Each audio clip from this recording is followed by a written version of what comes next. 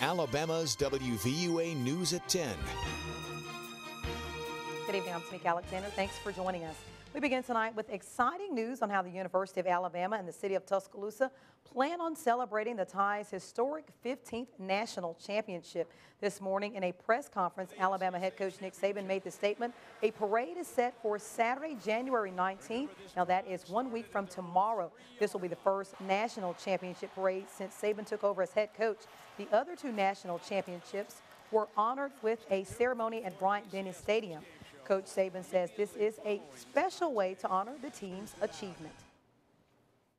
We're going to have a parade and a little program, on the stadium steps, to honor this team.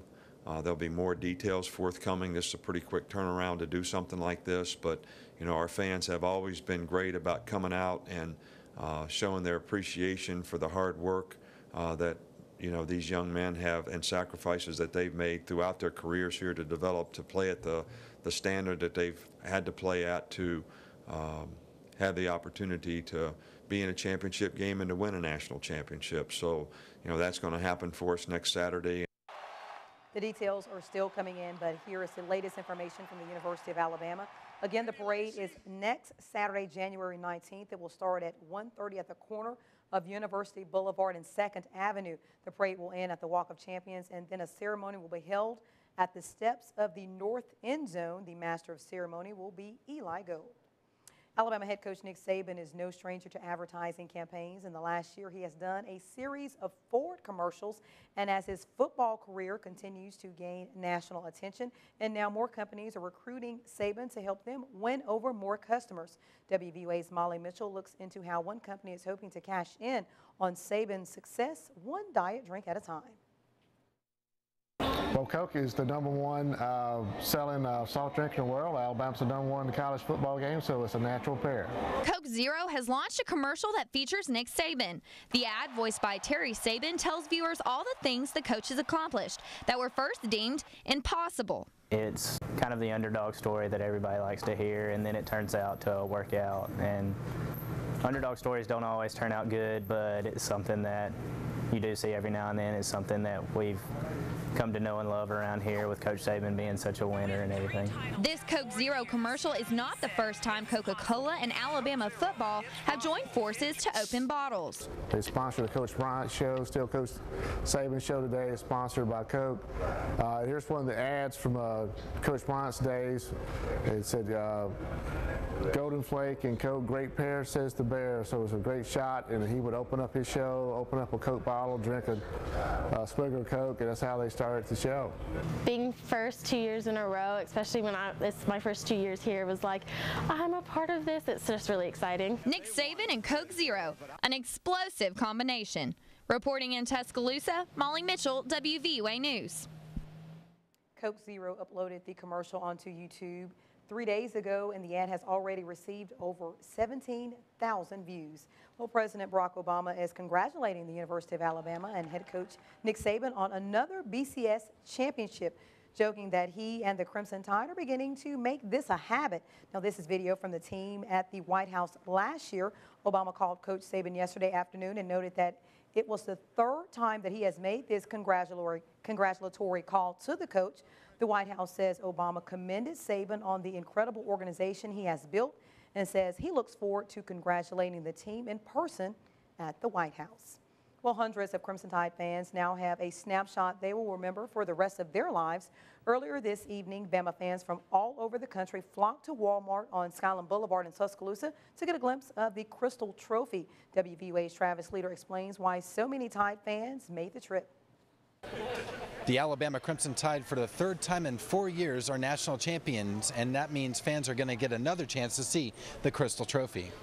I'm so excited. I just love it. I love it. I love it. #1. For some of the fans who made the drive for this picture, Alabama football is more than just a Saturday tradition. Daily life. Gosh, I eat and sleep it and talk it and everything else, so I don't know what you'd say about that, Families flock from all over the state to get a glimpse at the coach's trophy. One Hueytown man says this one is especially important because it marks a dynasty.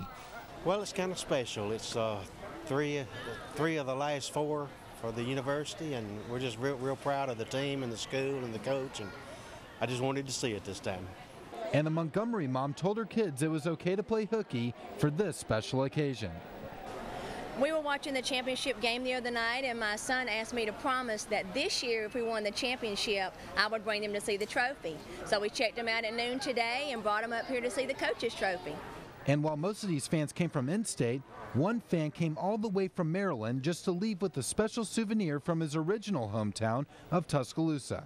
A friend of mine was driving into Atlanta, so I decided to ride with him and come down to Alabama, so it's a perfect timing. Fans are getting a free photo with the trophy, and they're either going to frame it on their mantle or just put it on their Facebook. Reporting in Tuscaloosa, Travis Leader, WVUA News.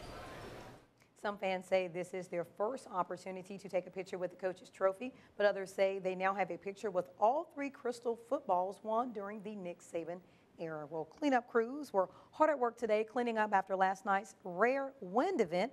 The winds knocked down many trees and branches, causing significant damage to some homes in West Alabama. Like we showed you last night, this house is on Caplewood Drive in Tuscaloosa, and a large oak tree fell through the roof. A house on Cedar Knoll in Tuscaloosa also experienced some damage when a tree fell onto the home. Several people also experienced power outages during this wind event. On your Crime Watch tonight, police in Alabama pastor shot and killed his wife and wounded their 18-year-old daughter before stabbing himself in their home. Now, it happened in Gardendale last night. The coroner's office says 52-year-old Lisa Greer died early this morning. Her daughter, Susanna Greer, is a student at the University of South Alabama and was also injured, but police say she took the gun from her father and escaped. The Reverend Terry Greer is charged with murder and attempted murder. He is the senior pastor at Gardendale Mount Vernon United Methodist Church near Birmingham.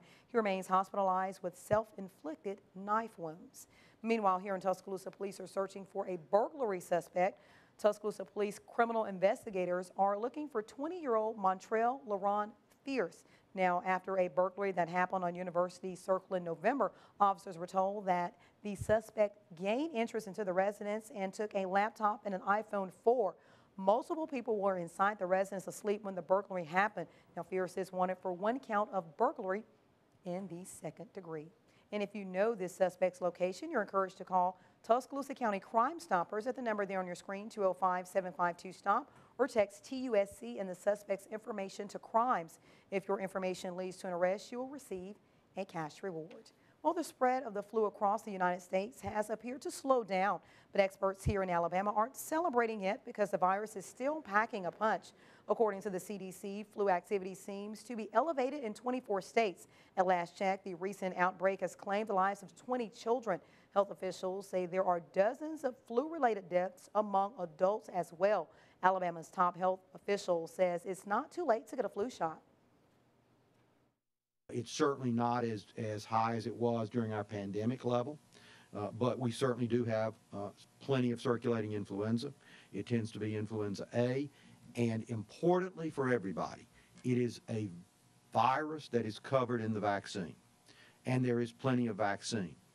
So what I would suggest is if you've not been vaccinated against influenza, it's not too late. In some areas, especially in the Midwest, hospitals are turning away flu patients because there are just too many in the hospital. So far, there are no reports of that happening here in Alabama. The future of U.S. troops in Afghanistan was the topic of discussion between Afghan President Hamid Karzai and President Obama. Now, the two met at the White House today. The U.S. plans to have all but a small group of troops in Afghanistan by 2014.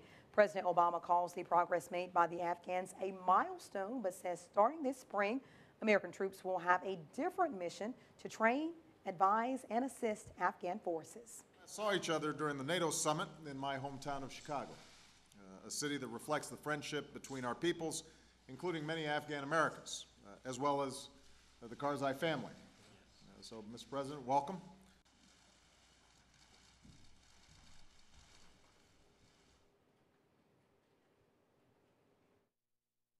And Afghan President Karzai also spoke to students at Georgetown University today.